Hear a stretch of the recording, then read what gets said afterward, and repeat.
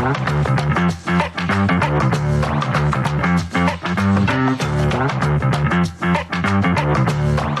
morning, everybody. Thank you all for joining. Putting in that extra effort, especially being in Vegas. Good morning, everyone. Great to be here in Vegas.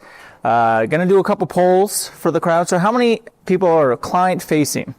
Our advisors work. Okay, and how many people are operations? Okay, how many people are overwhelmed by AI? All right, great. Me too. So I think one of the challenging parts in our space is that everything is changing constantly all the time and faster. So for us, one of the things that's going to change is how our slides work. All right, wonderful. So really, when you break down what we do as a wealth management firm, we have three areas. We talk about the client experience, we have operations, and then we have the investment side. Now, anybody in here have AI pick all of their investment decisions? No? Everyone else's compliance officer will go crazy with that too? So for us, with the amount that's out there and options and availability, the level of engagement that you constantly have to have in figuring out what you're doing and what you can do better, it is overwhelming. And what's really interesting is 150 days ago, we did not have an RIA. We left. I said, okay, we should get an email. Not the email. We should get a laptop. Not the laptop. We should SEC register. And today, 150 days later, we're $400 million in AUM so far, 10 employees, 2 offices.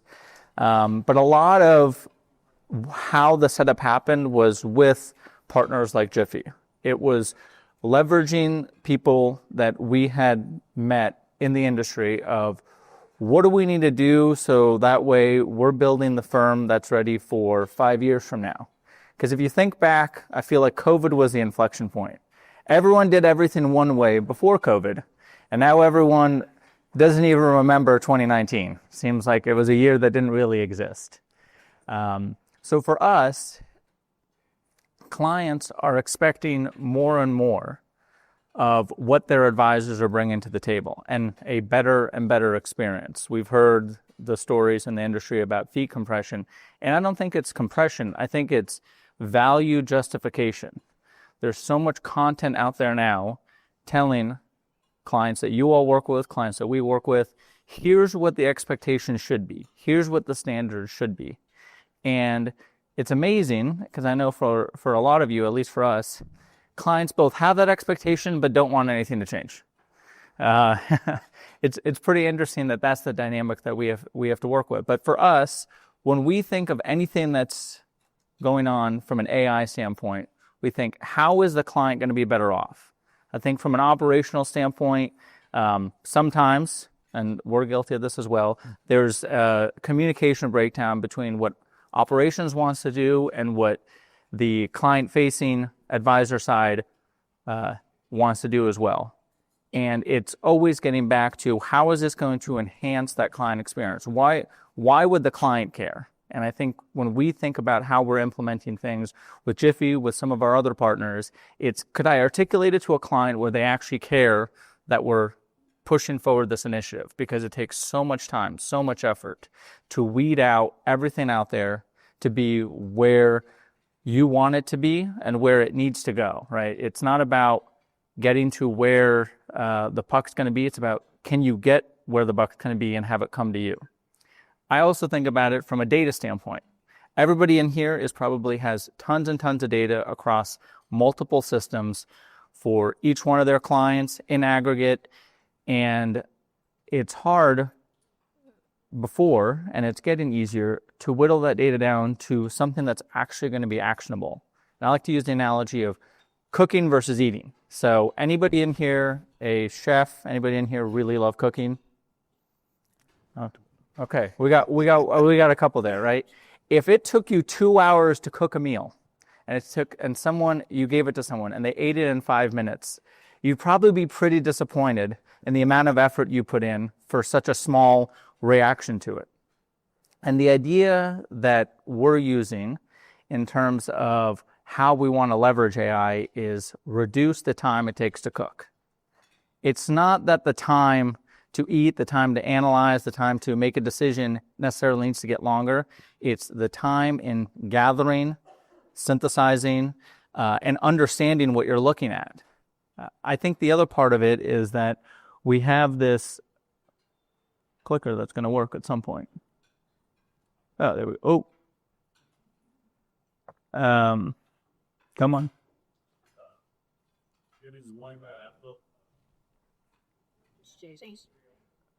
Oh, okay. We're going to get this. I promise. There we go. It's thinking about what you do in-house versus what you outsource. So if you think 20 years ago, everyone had their own customized product. They would take something off the shelf and make it as custom as possible for what their business needs would be. It was good because for those that were working at the time, you had a system, you had the same system for so long, you knew every intricacy of that system. Then the pendulum swung the other way, where it was outsource everything.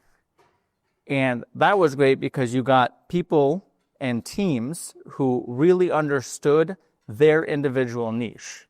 The challenge was you now had 100 different systems, not all of them talk to each other, and each time you changed something in one system, you had to figure out what the ripple effects were downstream and what additional changes you had to do upstream to keep the operations going. Where I think we're going is a mix. We're going to get the pendulum back to the center, where you have firms or partners that you work with that solve a specific niche, a CRM system, a tax planning system. That building that in-house, there's nothing revolutionary, most likely, that you're going to do to actually change that. It's what you're going to do with the information, how you're going to deliver value, that will be your differentiator. So with Jiffy, right, we can take that information, put it into one system, and allows us to do two things. One, figure out, are we using each system appropriately, and do we need that information? I think there's a belief out there that everything should always integrate with everything. And we have a solutions architect, Paul, who always says, do we need that information in this system? Because if you don't need it in the system, it's just noise. It's just a data point that you don't need. But the other part is what you're using today, CRM, portfolio management, trading, could be completely different in 3 years from now. And for anyone who's gone through a integration process or changing from one vendor to the other, it's pretty much a nightmare. It's not enjoyable at all. And it's not the data. It's actually tends to be the people. Right? You're trying to do a lot of change management that is really difficult when people are very comfortable with the way the things are. With partners like Jiffy, what you get is you have a centralized data hub of everything you could need. And when you want to switch out the CRM provider, when you want to switch out the tax plan provider, or when you want to bolt on another tool, you now have that ability to integrate through that, or have that information come in where the advisor or the client has a similar interface that they had previously, right? You're getting them accustomed to it. You're not trying to find some third-party vendor that has an all-in-one solution. You're building your own all-in-one solution. It's not easy. It's very iterative. And I think the other thing is there's expectations, because I get to work with a few of the advisors, that if a new solution doesn't solve 100% of every combination or permutation of an issue, I'm not interested. I don't want to do it. But if it solves 80%, then you're really only focusing on the 20% that's manual. But that tends to be where all the focus is this 20% that today, whatever the new solution is, can't solve. And I think it's important to articulate that both to the clients and to any of the key stakeholders, that you're still reducing a substantial amount of the work. It's just, but be upfront. this is where we won't be able to use this. Okay, here's all the time back that you're going to get because we're solving for X, Y, or Z. So for us, we're really trying to get an understanding of how we're going to get each one of these technologies to talk in a way that the information presented to a client is beyond, here's your asset allocation, here's your performance year to date, here's some tax stuff. It's a lot more intertwined because for all of you that are advisors out there, you know that the financial planning aspect of this is not siloed. It's so and it continues to be intertwined. Tax loss harvesting, SMAs now, direct indexing, insurance planning, retirement planning, every tool under the sun. Should I take Social Security? Should I not take Social Security? We're not at the point where we're using AI to be prescriptive.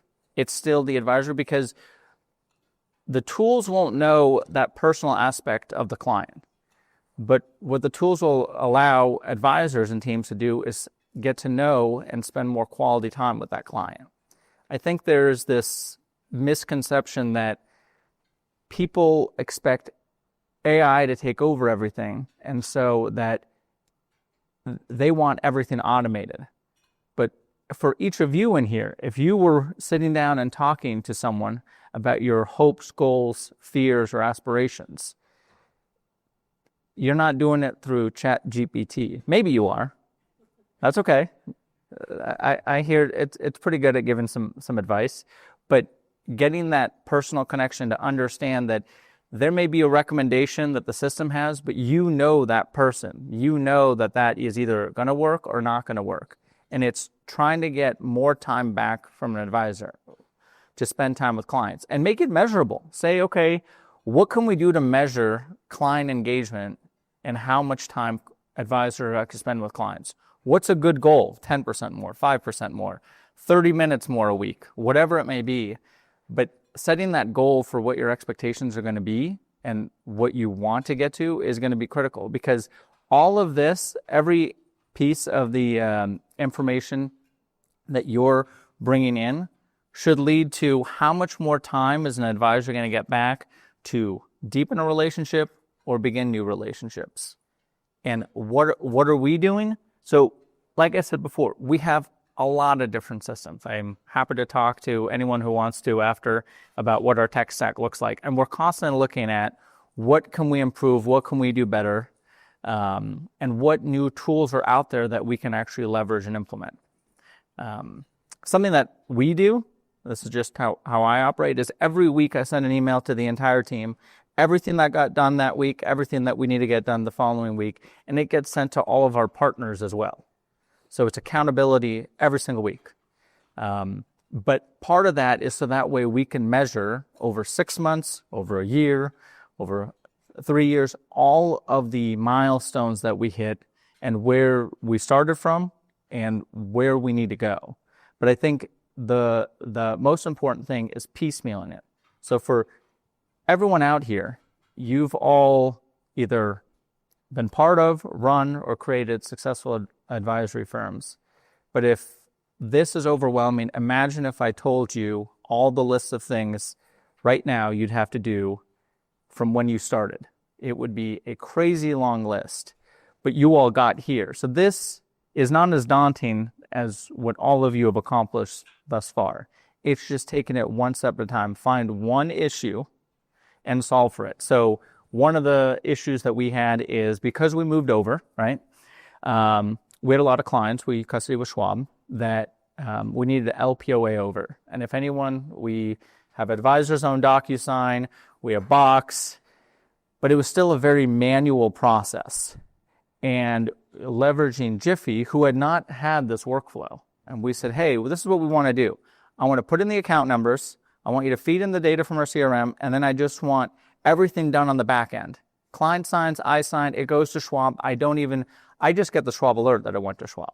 I don't want our team to have to manually handle that. And I want to be able to change when our ADV gets updated. I want to be able to change our privacy forms. I want to make sure that they get all of that included. And I want to solve for if it's multiple accounts, multiple signer, single signer, multiple fee schedules, right?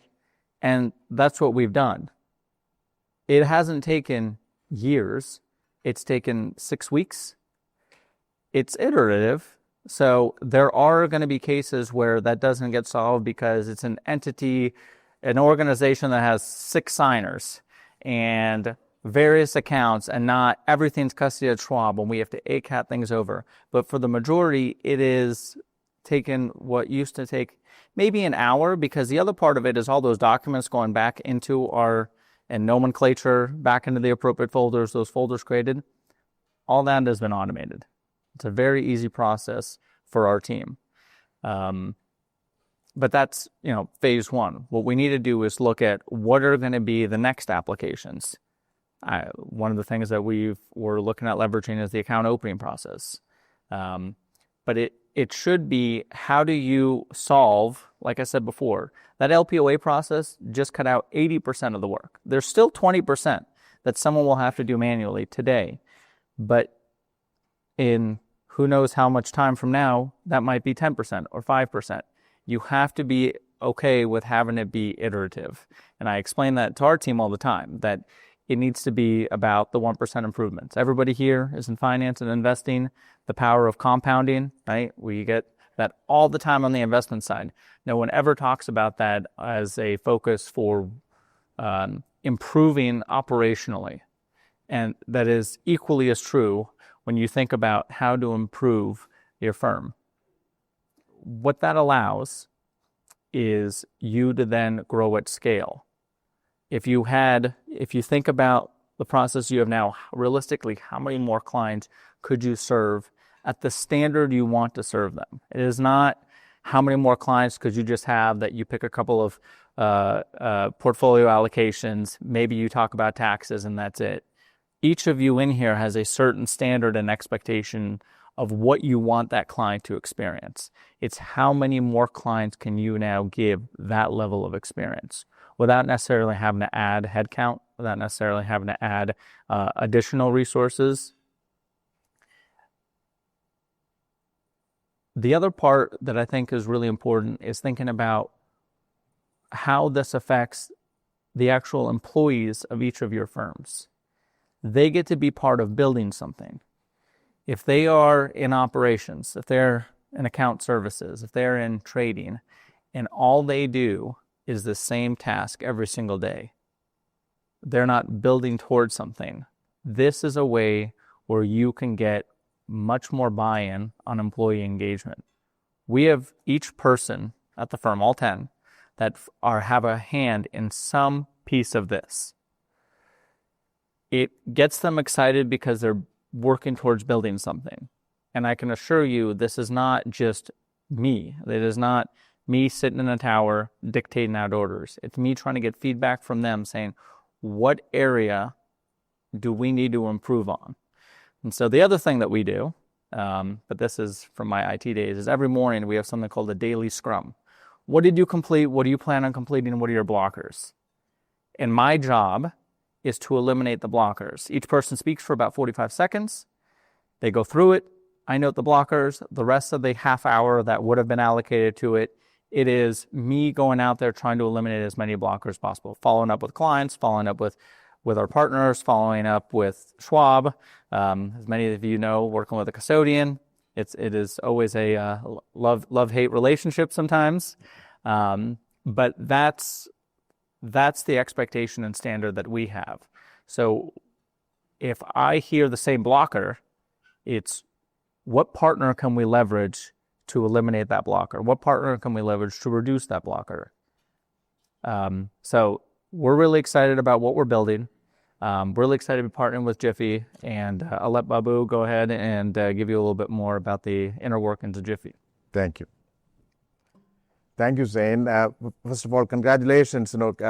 After working so many years in the confines of a larger organization, starting over is never easy, right? Yeah. So and frustrating times. So when you're trying to convert a whole bunch of clients over, those are really frustrating times. So great to be a partner for that, and then getting that process over. And so I'm going to talk a little bit about AI and how that can really impact your business. So first of all, I would say that AI is not scary.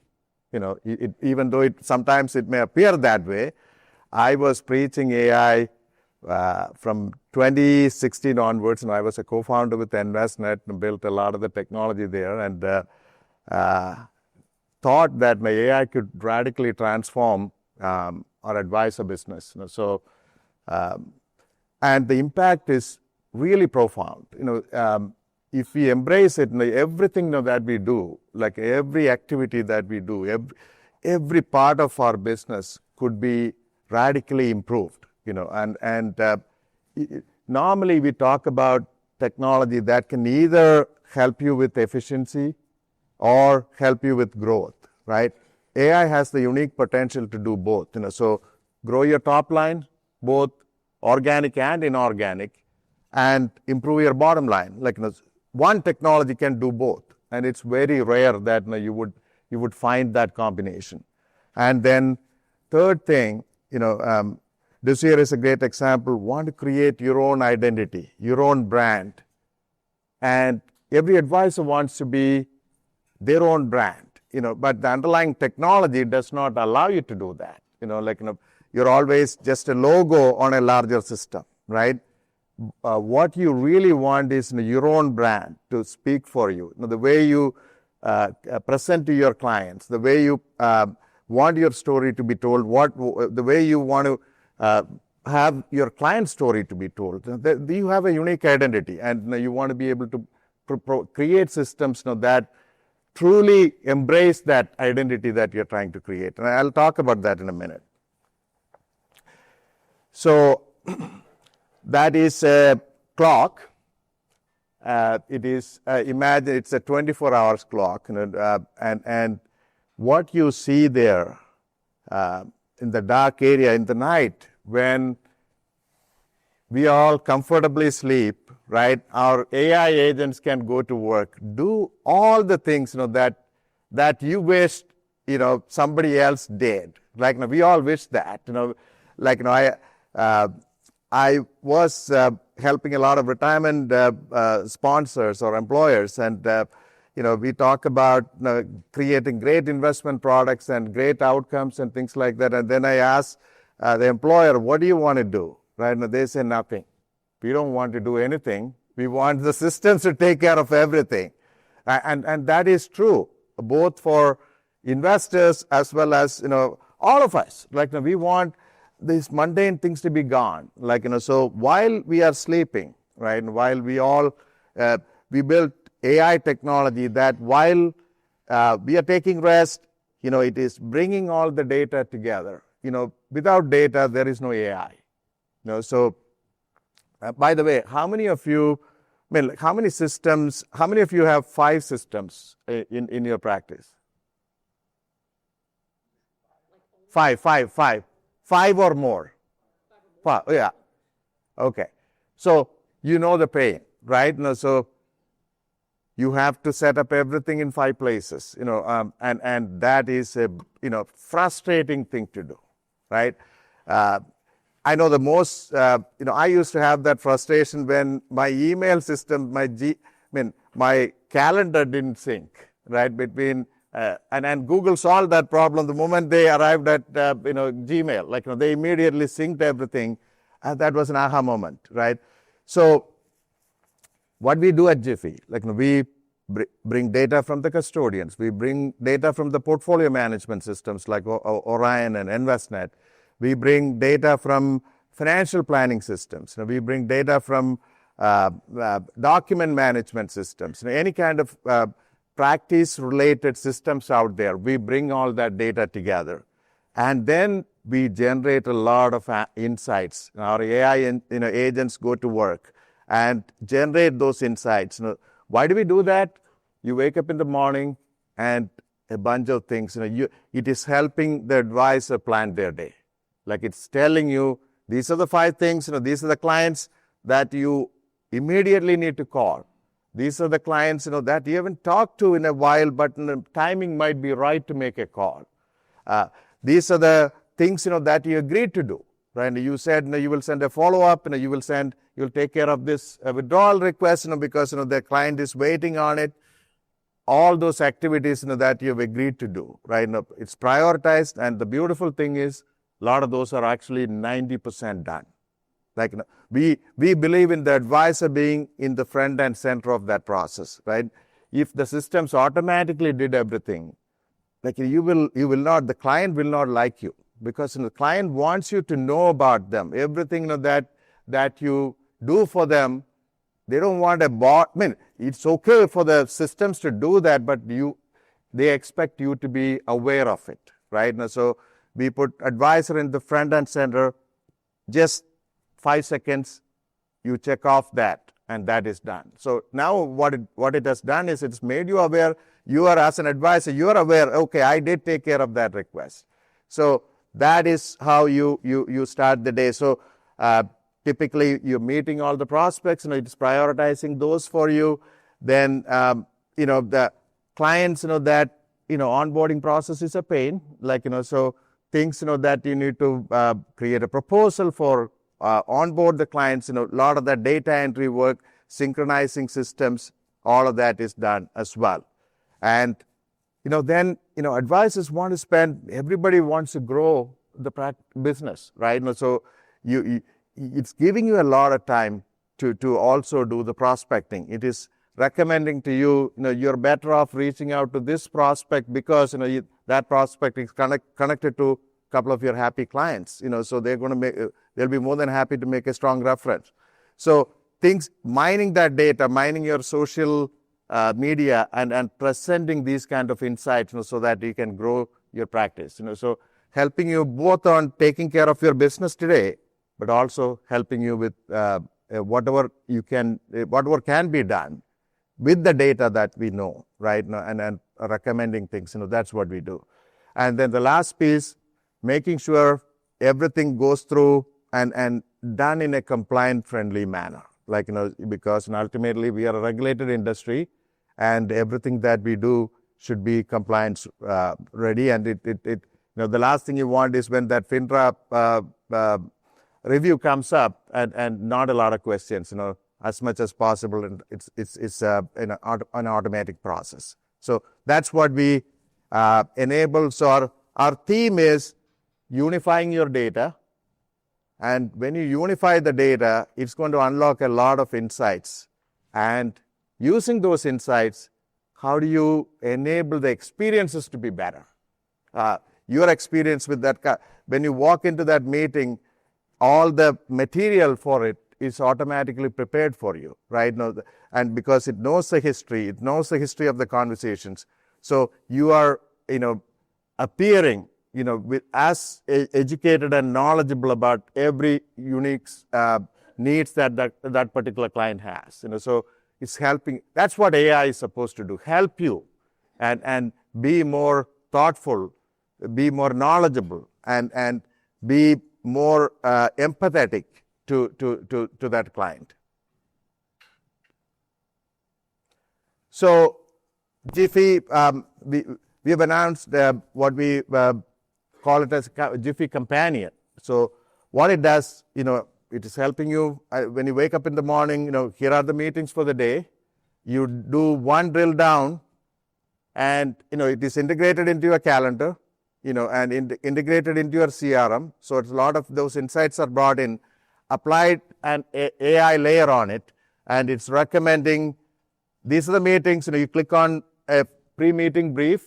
It is a summary of everything, that you need to know about and be prepared for that meeting. Now, if it is a prospect meeting, obviously, you want a proposal to be ready. You want other things, you want a plan to be ready.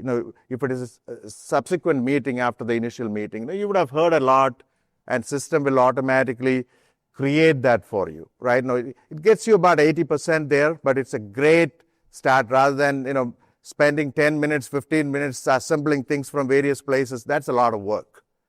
And then, all those follow-ups, that I talked about, and account opening documents to be signed, everything in the system automatically did a lot of that work, and expecting you to be aware of it and then do that last step. Uh, then markets move, right? Manish was telling me just on the way here, like Pfizer, very large financial institution, 50% down, right? That's going to affect some clients. That some clients are going to be anxious about it. You better call those clients, you better call those clients who might be wanting to hear from you. Not every client wants to hear about everything, right? That's what they are hiring you for. They want you to take care of it and not be bogged down with every little detail. But at the same time, certain clients have preferences, and AI can know that, and based on that, it can do the right thing. So we have a mobile app. That the same thing. Wake up in the morning.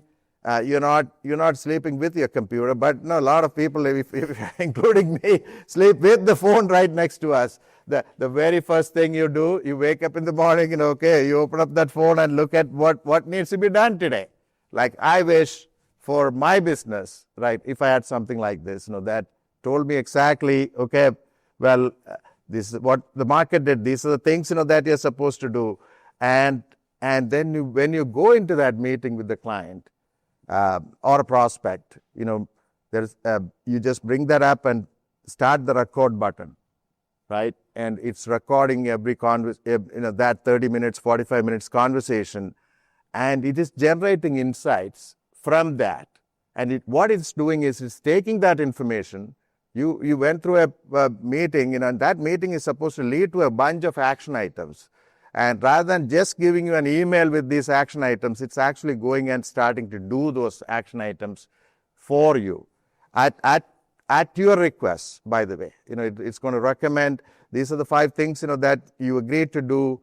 Should you do it, right? Because sometimes, you may decide that, I'm not sure if I'm a good fit for that client. It's okay, right? So by giving advisor in front of that decision, enabling them to say, okay, yes, I want you to go ahead and do these 5 things. And system will go ahead and start the process. In our industry, one of the biggest challenges, 30 years ago when I got into business, it was all about, our industry was all about investment management. Today, clients are expecting a lot from you. They are expecting you to be holistic financial advisors. They are expecting you to be not just taking care of your investments, because that they know systems can automatically do. They want you to take care of their life, their financial life, all those decisions. They want a good friend, a coach, and enabling you to do that, which means that you need to open up your horizon, enable them to open not just a investment account, a bank account, a mortgage, where possible, enable insurance. Now that more and more people are trying to lock in a predictable income, insurance products. So you're just opening a Schwab account. You're opening a whole bunch of other accounts and being a true coach to that client. And that's what we enable the creation of. So that conversation, if it led to 5, 6, 7 accounts, it is going and starting to open those accounts for you. And same thing with servicing. That conversation, there were discussions about servicing related activities. It will go and start doing those servicing in a universal manner. What I mean by that is not everything is investment account. You have these other accounts, and it will provide that holistic overlay. And, that universal dynamic dashboard that we talked about, that is helping you plan for the day. But, it also comes with a lot of sophisticated dashboard capabilities, that allows you to, plan the rest of the day, right? Not just looking at what was recommended, but if you had specifically wanted to know something, you can go and, get your full practice analytics. You can go specifically to a client, see what is going on. It brings data from your planning systems, your custodial systems, your portfolio accounting systems, and provide that one unified overlay. That's what unifying data gives, and that's what unlocking those insights gives to you. So, and finally, all of this data, both your structured data, unstructured data, semi-structured data, all of that data that you brought, we are integrated into a number of systems, and we bring all that data, and a data warehouse is powering behind the scenes all these activities without you ever knowing it. And it didn't have to do anything. System automatically provides you with that data warehouse. And I know a lot of people go, recently I talked to someone who said, yeah, we built a data warehouse, but we don't know what is in it. and I hear that a lot, right? So you don't need to go and create a data warehouse. We automatically do that behind the scenes. And that data is what is powering. So every day you know what is in it because it's powering those insights for you. We have a booth, number 36. We welcome each and every one of you to come in and hear, the capabilities and things like that. And thank you so much for joining us for breakfast here, and appreciate your giving your time. Thank you very much. So, any questions?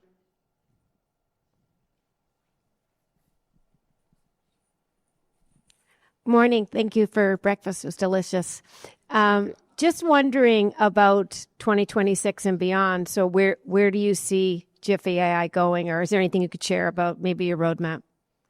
Yeah, so a lot of those capabilities, I think, one of the things about AI, is that, the level of depth, that you go, there is OpenAI and a lot of those tools out there.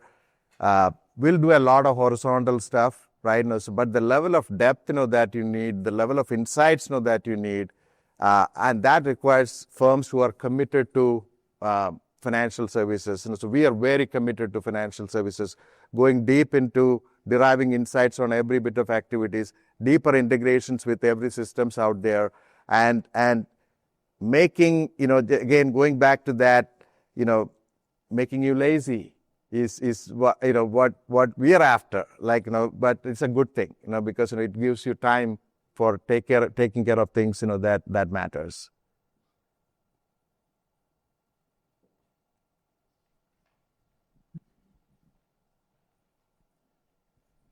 Thank you, Babu and Zane. What a wonderful breakfast and great start to the morning.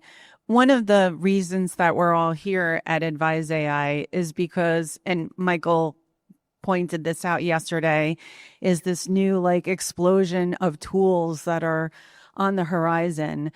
If I understand Jiffy correctly, it sounds like you're helping us to mitigate and not get caught in that web of all of these tools. Yeah. And so can you just expand a little bit on that? Because I think a lot of advisors in this room are, we're running to shiny objects. Yeah. Trying to solve those efficiencies in our business. And I would love your viewpoint on that. Yeah.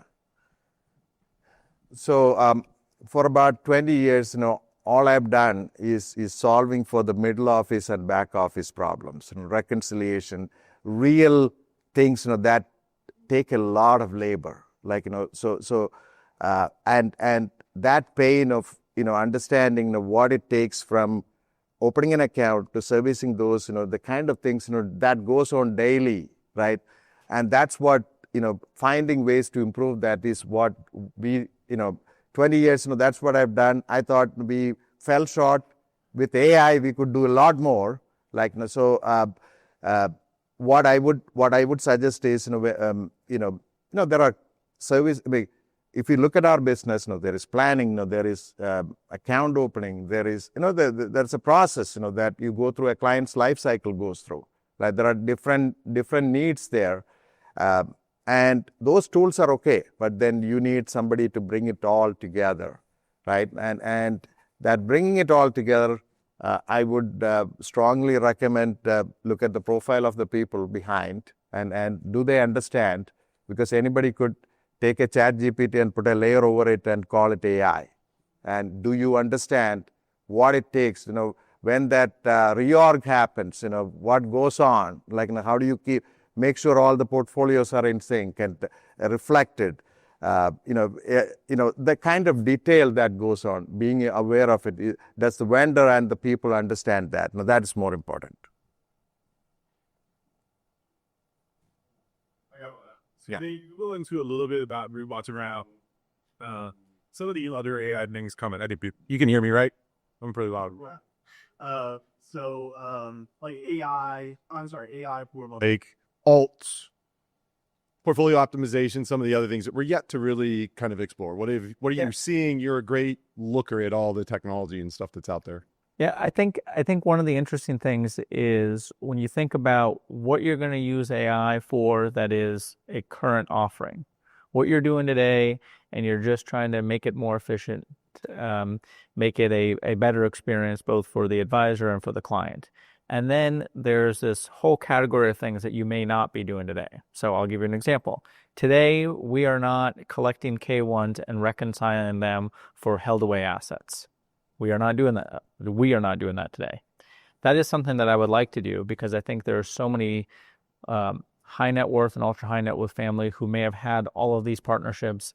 It's always a headache trying to scramble. The CPA gets frustrated every time that client name comes up. And can we add an additional service that is not at a unreasonably additional cost or at no additional cost at all, where we are helping that client organize their life better, helping that client understand what everything is out there. We see that a lot with the next generation. So the matriarch or patriarch may have had all these things everywhere, and what can we do to simplify their life?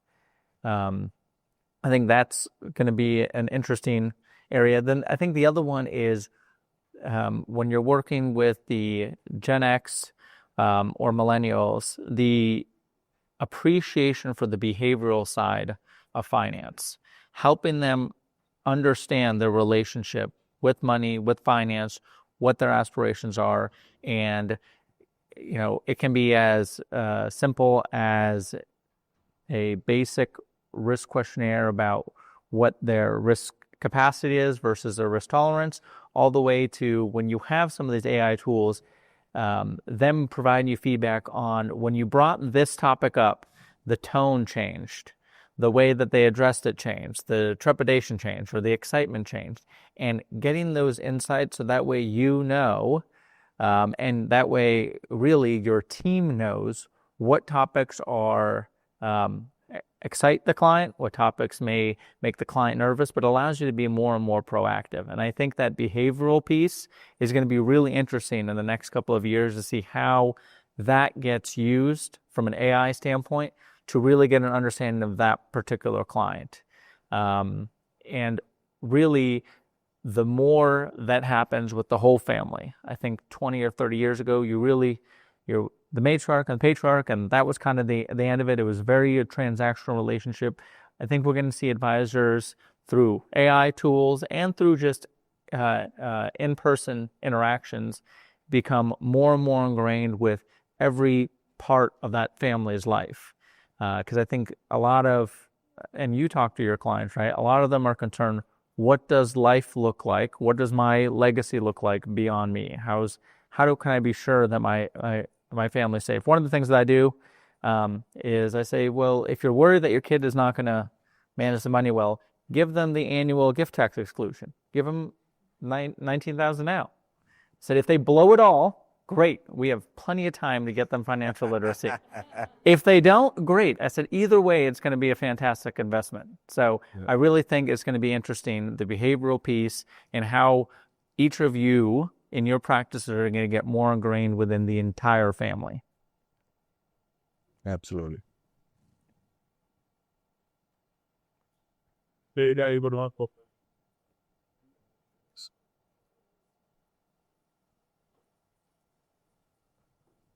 How can you solve for the next behavioral problem? Yeah, so we can log into each of those limited partnerships. Like they all have portals, so we can log in get those K1s, and then try to understand. Our AI technology can understand the documents and then extract the relevant piece of information. And K1s, and as you know, I just went through a tax extension and entered 35 of them myself. So I know the pain of those K1s.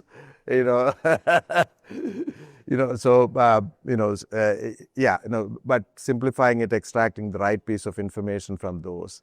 K1s are probably the most notorious, most complex documents to understand. Well, thank you, everyone. Hope you enjoyed the breakfast, and we'll talk to you all rest of the day. Thank you very much.